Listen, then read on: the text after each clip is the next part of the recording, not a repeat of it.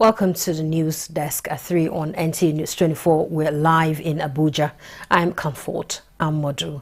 We begin with NEC meeting where Vice President Kashim Shettima and the Chairman of the National Economic Council is currently presiding over. The council meeting is at the council's chamber of the presidential villa.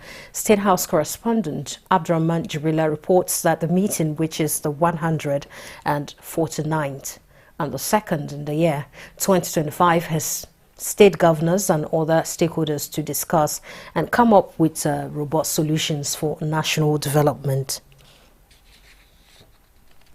The Central Bank of Nigeria has approved the request by pilgrims to be granted cash transactions for the Holy Pilgrimage to Saudi Arabia. This followed the intervention of Vice President Kashim Shettima, who appealed to President Bola Tinubu on behalf of the pilgrims through the National Hajj Commission of Nigeria. There had been concerns that the use of mandatory debit cards proposed by the CBN for the pilgrimage would endanger the smooth planning, operation and performance at the 2025 Hajj. We had a series of meetings before now. Vice presidents have to intervene by inviting the Deputy Governor of the CBN for a plea. And by the grace of Almighty Allah, out of magnanimity on the side of the CBN, they dropped the idea of a card for the pilgrims for 25-hour operation. And they considered that the pilgrims can have cash instead of card. Most of our pilgrims, they do their purchases in the streets of Mecca and Medina. And they don't need debit card to do their purchases there. So now it is allowed for them to carry cash. The CBN will provide the cash at the market rate, not a concession, intervention or subsidy from the government. So there is need for us to see that we make life easy for them, because a lot of them, they don't know how to even operate a simple ATM machine. So those are some of the reasons why the CBN management, in their own magnanimity, often the call of the Vice President that we look at those issues. This meeting was prompted by the policy of the federal government on the card for basic travel allowance for 2025 Hajj operations, assuring more confidence that the Hajj operations will be very seamless for the pilgrims. Away from that, following the outcome of a high-level closed-doors session between members of the Nigerian Governors Forum and the Chief of Defense Staff, General Christopher Musa, that lasted several hours, a consensus has been reached for the deployment of digital infrastructure in combating security challenges across the country. More on this from political correspondent Abubakar Akwanga.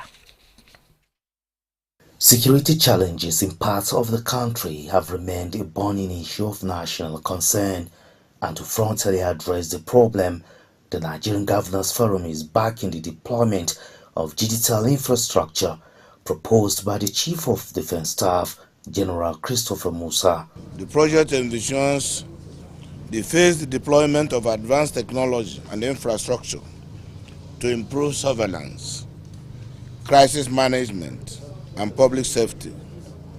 Governors expressed support for the initiative's objective and underscored the importance of technology-driven solutions in addressing evolving security challenges. The forum also received a briefing on housing and power reforms at sub-national level. The National Land Registration and Titling Program, which we need the collaboration with the state governors and the buy-in to ensure that, because and the establishment of the National Land Commission, which is a commission we intend to establish. The Powercom Smart Grid Nigeria Limited will assume operational control of select distribution companies, DISCOs, introduce advanced smart grid technologies, and establish a meter production facility to enhance service delivery and energy access across the state. The NGF promised to study the opportunities and benefits in the proposed partnerships to improve critical services and empower Nigerians at the grassroots. In Abuja, Abubakar Akwanga, NTA News. Elsewhere in Niger State, commercial flight activities have commenced at the Bola Ahmed Tinubu International Airport. Minister of Information and National Orientation was among dignitaries at the inaugural flight that landed at the Nnamdi Azikiwe International Airport, Abuja. Saliu Gwanara reports. After more than 4 decades of operations, the wait is now over as prospective commercial air travelers can now access the sky to any part of the world. Niger State government, through its new Niger aviation policy, is working to enhance the aviation ecosystem and harness the state's natural endowment. Right now, we are building the largest greenhouses around the airport city in Africa. It means you can have fresh flowers delivered across Africa, fresh agro-processed materials everywhere in the world. This is one of the attractions. We have to appreciate our president, like my governor has said. This is a dream come true. The governor has indeed made this to happen. He's so passionate about opening up Niger State, about opening it up for agriculture, for opening it up for commerce, for industry, for prosperity, I should say. And then one very key issue we need to talk about is the kind of collaboration that Mr. President is always talking about between the federal government and the subnationals. This is one great example that the Niger State has shown, that the state can indeed come together with the federal government to collaborate in order to bring prosperity to Nigeria. Bola Ahmed Tinubu International Airport has a agro-processing free trade area. And the essence is to encourage processing of agricultural produce, food for that matter, so that with an aviation facility like the airport, a lot of things can be taken out of. So Niger State is actually the state where agriculture is. And the mission we have started today, Lagos to Minna, Minna to Abuja, and you saw the number of people that came off the plane. It has sustained itself. For now, these flights will connect Minna to Abuja and Lagos, Nigeria's political and commercial capitals, 3 times a week. Meanwhile, Minister of Information and National Orientation, Mohammed Idris, has taken over the leadership of Niger State Development Forum, a non-governmental and non-partisan group that is championing an advisory role to Niger State government in order to fast-track development. No meaningful development can take place in the absence of peace and security, and conversely, the dividends of development often serve as a catalyst for peace and stability.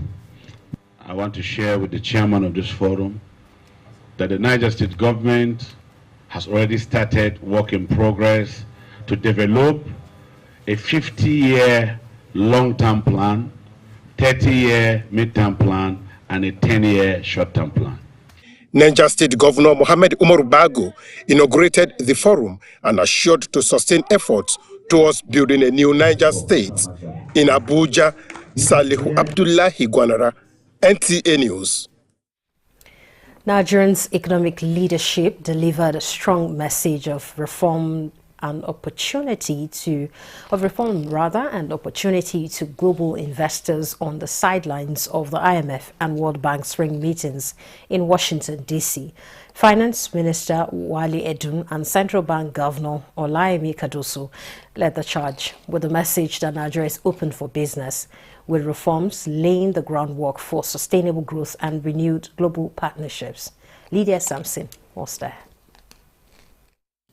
It was a Nigerian investor presentation full of accolades for what investors believe is progress from painful reforms that are yielding results. Presenting the country's progress at a high-profile investor forum, Minister of Finance and Coordinating Minister of the Economy, Wale Edun, highlighted federal government's commitment to fiscal consolidation, social protection, and unlocking private sector investment, targeting rapid inclusive growth and job creation.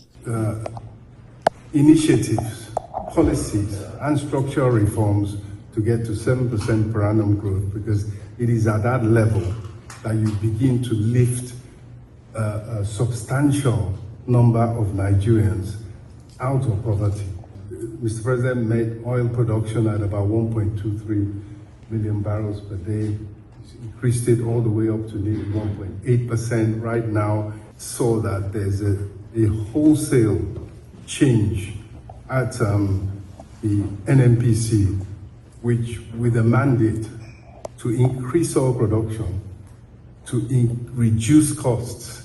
CBN Governor Cardoso outlined the central bank's achievements over the past 18 months, including tighter monetary policy, improved foreign exchange market transparency, and stronger institutional oversight. We are on the road to beginning to ensure that our institutions are stronger and would be able to, through experience, through knowledge, be able to put themselves forward to tackle any of the shocks that quite naturally will come before us. He emphasized that these reforms are foundational pillars rebuilding Nigeria's economic architecture, aiming to restore investor confidence and attract long-term capital. The unveiling progress signals the positive impact of Nigeria's policy shifts. Investors and financial leaders at the forum acknowledged Nigeria's progress but noted ongoing challenges, including oil price volatility and the need for consistent policy education. From Washington, D.C., Lydia Sampson, NTA News. You're live on the news desk at 3 on NTA News 24. The conversation on the news will be on sports administration and management after this break. Baffy Furniture Easter Sales is on. Enjoy unbeatable furniture deals with up to 50% off on our luxurious Turkish sofas starting from just 2.8 million naira. Get a smart bed for only 7 million naira plus 25% off our luxury collections. That's not all. Enjoy free delivery and installation in Abuja, Lagos, Enugu, and Kano. Visit any of our showrooms or shop online to take advantage of these incredible offers.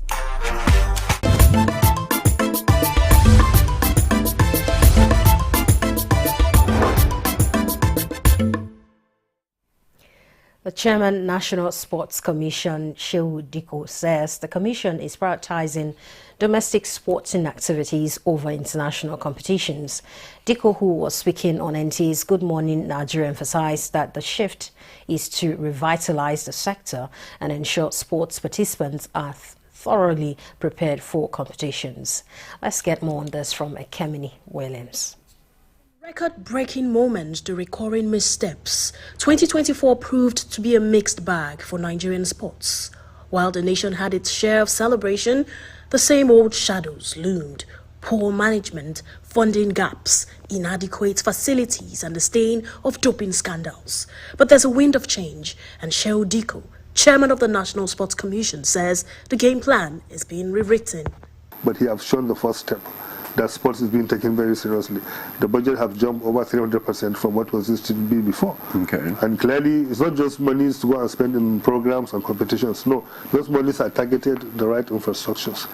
Let's provide the right infrastructures and then provide the right enablers for the grassroots sports to go in. So we are bringing the people that did the best stadiums in the world to come and fix. What kind of grass? The best of the best. People that put the grass in like Real Madrid Stadium, Juventus Stadium, AC Milan Stadium. Same people. They are coming on the 6th. They got their letter allowed to come here. I went with them, see what they are doing. And they might not put in just the grass, is with the maintenance structure that we can train people here to learn how to maintain it together. Like Kaduna State, we have given them a Ahmadu Bello Stadium. We are working with them to fix it. We are working with the Oyo State government. We are giving them a Liberty Stadium, the Awolowo Stadium, for them to work to fix it. Lagos, we are concessioning that one already. Sports administrators on the program emphasized the importance of revamping crucial support systems to boost performance and grow the sports sector.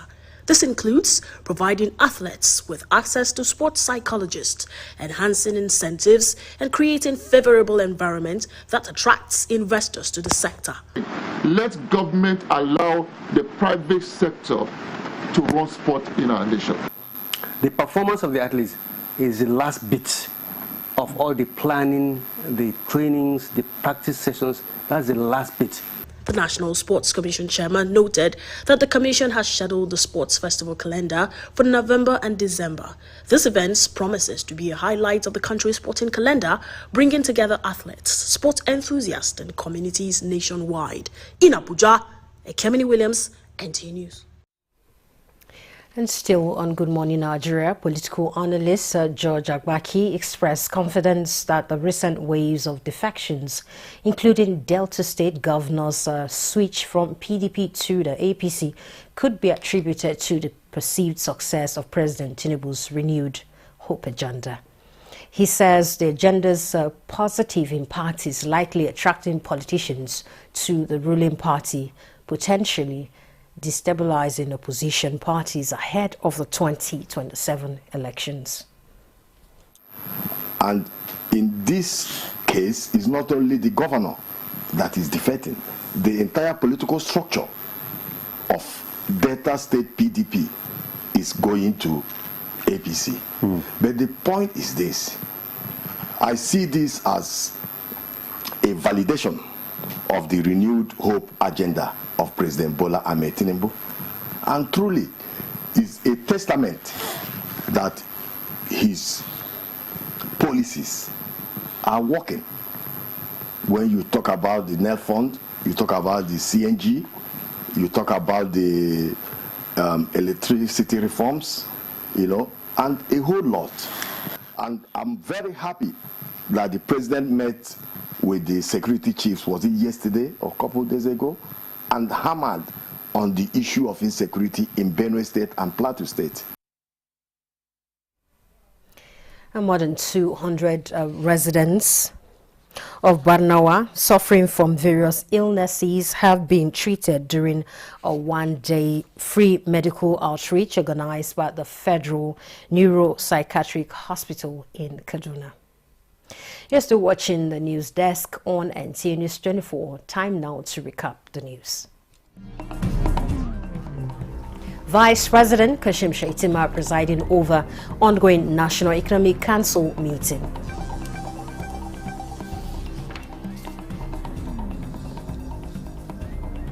Federal government approves cash transactions for holy pilgrimage in Saudi Arabia.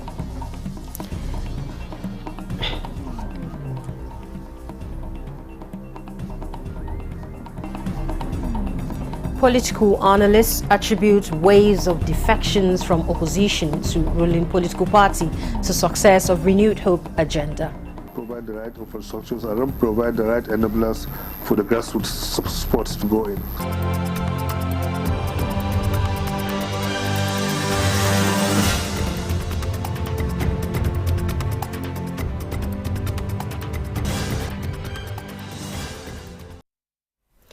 Minister of Steel Development Abubakar Shaibu Audu has performed groundbreaking ceremony for the construction of a stellar steel plant worth about $400 million in Ogun State. The minister, who performed the function during a working visit to the state, says the investment is as a result of the administration's effort to get all stakeholders involved in revamping the steel sector. Kenan Dulu reports.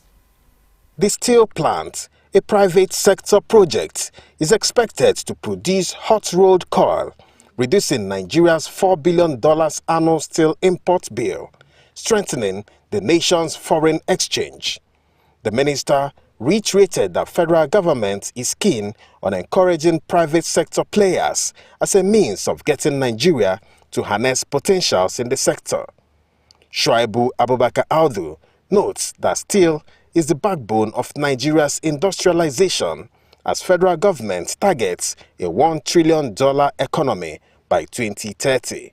The minister also made case for local production of military hardware at the proposed military industrial complex in Ajokuta. This was during his visit to some indigenous manufacturers of military equipment in Ogun State. He says these will help improve security situation in the country. Ekene Ndulue, NTA News. The Chief of Defense Staff General Christopher Musa says the Nigerian armed forces will continue to collaborate with key stakeholders, especially the media, in the fight against insecurity in the country. The CDS, who stated this in a message at the event organized by the Defense Headquarters for Senior Media Executives in Abuja, charged them to be committed allies in the fight against insecurity through objective reportage of the Nigerian military operations. The armed forces of Nigeria remain committed to transparency, accountability, and professionalism in all our operations, but we cannot do it alone. We need the support of a responsible, patriotic, and engaged media landscape. The aim is to help us to remind us of what we already know as senior journalists, that while we do our job professionally, there is a need for us to have the unity, the prosperity of our nation at heart. The workshop is with the theme Contemporary Challenges in Journalism and the Military's Responsibility to Defend Nigerians' Territorial Integrity.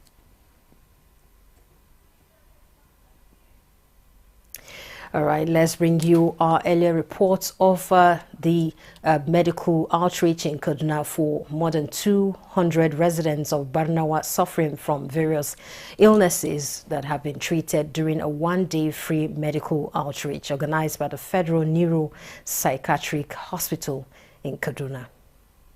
Mohammed Mande, a resident of Barnawa, has been suffering from hypertension for several years. Today, he's among the 200 residents benefiting from the free medical outreach organized by the Federal Neuropsychiatric Hospital, Kaduna, to address illnesses like malaria, diabetes, among others. This is what we have been dreaming of for the past 20-25 years. Today it's become a reality, and that alone makes almost all the community happy. I feel happy and grateful, although they said I should come back tomorrow for the checkup, for the real checkup. Dr. Aishetu Yushau is the medical director of the Federal Neuropsychiatric Hospital, Kaduna. Federal government is holistic and is for everybody. While we provide 90% mental health services, we should be able to provide some physical services for the community. Other areas set to benefit from the free medical outreach include Narayi, television, and Makera suburbs that make up Kaduna South local government area. The hospital is open 24/7. Come to the hospital and make routine checkup a primary target for you. Health is wealth. Since its inception over 30 years ago, the Federal Neuropsychiatric Hospital, Kaduna, has carried out free medical outreach programs in collaboration with Sunu Health, Ultimate Health Management Services, and Infinite S2 Maintenance Services. Clement Oloruntoba, NT News.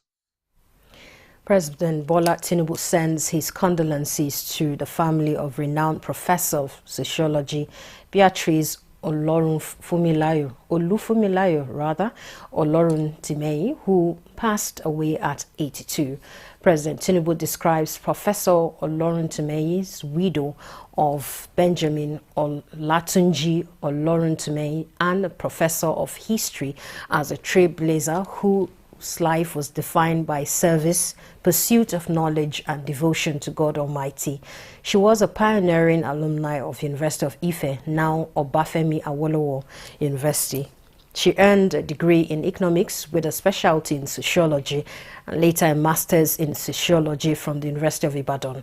She worked briefly at the Nigerian Institute of Social and Economic Research and later returned to the University of Ife for a full-blown academic career.